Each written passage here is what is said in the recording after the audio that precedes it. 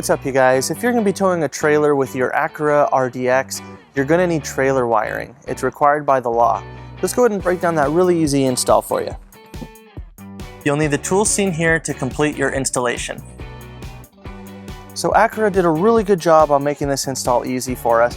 They have a pre-wired plug right behind the panels right here on the driver's side. If we pull down on this panel right here, and right up in here we have a blue plug. That is our tow harness that we will be using. So to bring our wiring harness through our cargo area to that point, we're going to start by removing our floor covering. Next we'll remove the rear threshold. It's held in by these two pins, and we'll remove it using a trim panel removal tool. Now we'll remove our rear threshold by just pulling up on it.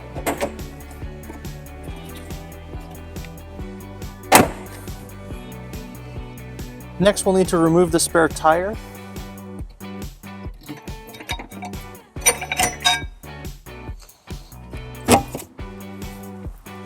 Next we're going to remove this foam tray on the driver's side.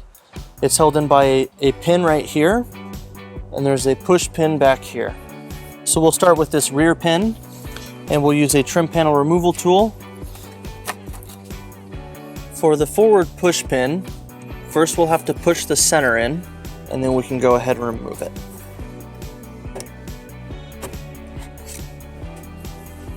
And now we can pull up on these side panels and remove our tray.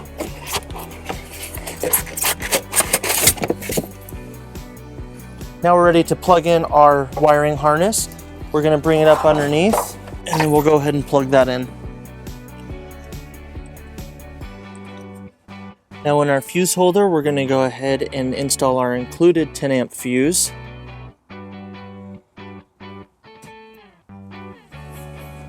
Now that our wiring is all plugged in, let's go ahead and show you where you can store your 4-flat harness.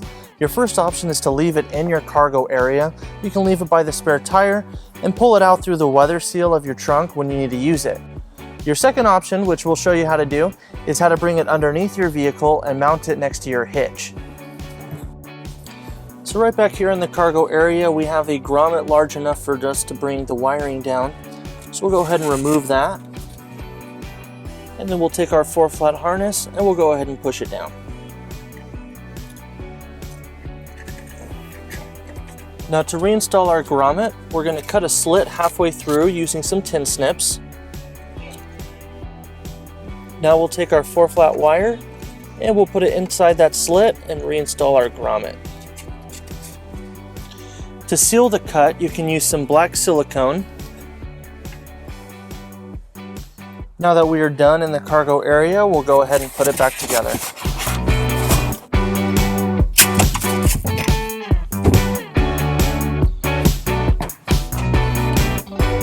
Now we are underneath our vehicle on the rams, and we'll go ahead and show you how to get your 4-flat harness back to the receiver. Our 4-flat wiring comes down right behind this cross member. We'll bring it up and over the cross member. So our best and safest route is to bring it over the heat shield. That way we avoid the exhaust and damaging our wire. So we're just going to bring it right above here,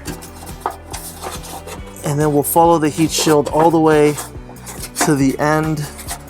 So it's difficult to see the whole heat shield, but once you continue to pull the wire through, it'll come up right here next to the hitch. Now that we have our 4-flat harness next to our receiver, we're going to secure it using a 4-flat mounting bracket. Now our U-Haul hitch comes with a mounting plate welded to it for our bracket, so we're going to go ahead and install it on that. And we'll go ahead and bring our hardware into place. And then we'll put our nuts on.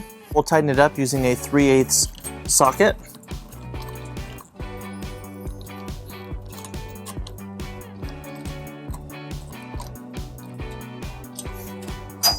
And now we'll attach our dust cover. And we'll bring it into place.